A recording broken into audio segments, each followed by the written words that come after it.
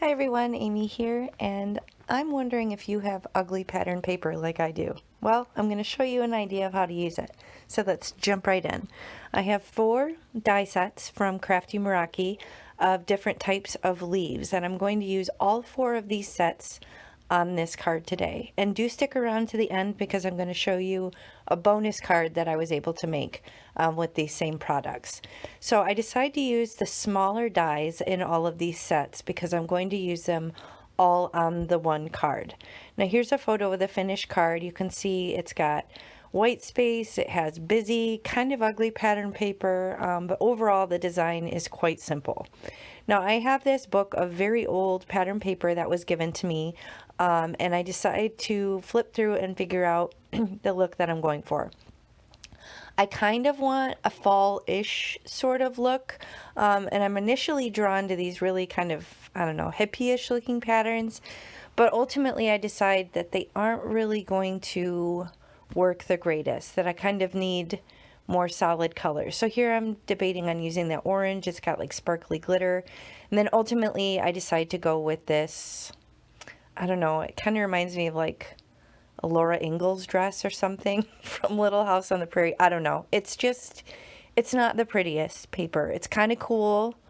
I kind of like it, but it's also kind of ugly. So I don't know if you guys have ugly pattern paper that maybe can't hold its weight on its own and you don't really know what to do with it, and there it sits in your craft room, but maybe try and cut it all up with a bunch of die cuts and see if you can offset the ugliness component of it and turn it into something pretty. So here I'm using my low tack mint tape and taping these these smaller dies all over this panel, and I run it through my die cutting machine, and I have these little fiddly bits, and then soon I realize there are many fiddly bits.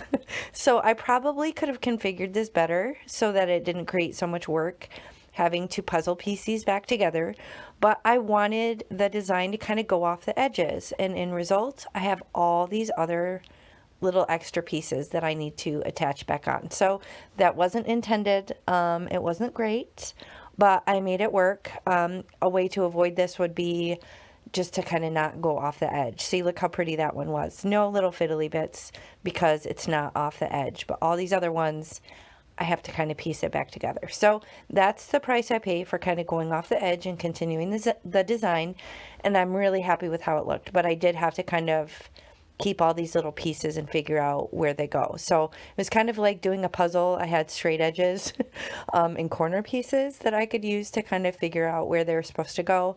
And it ended up working out okay in the end.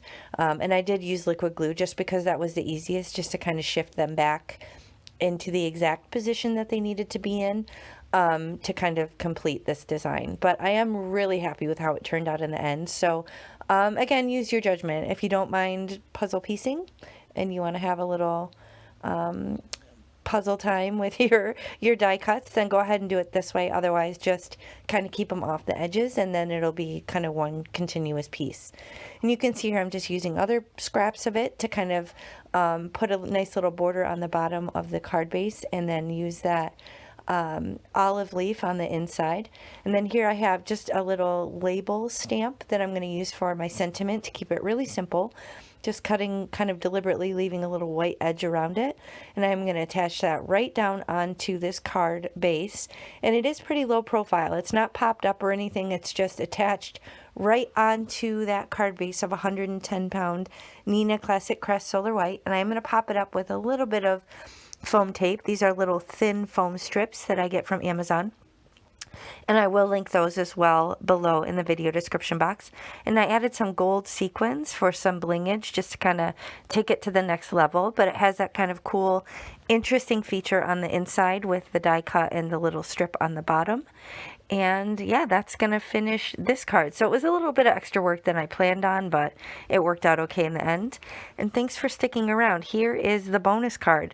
I didn't want to waste those other die cuts, but I did have to kind of finagle them around the design because they did have the straight edges where I kind of ran them off the panel. But I kind of think I like this one even more. I placed it on a card base of Hero Hues sand colored cardstock and added a Celebrate sentiment, and boom, 2 cards.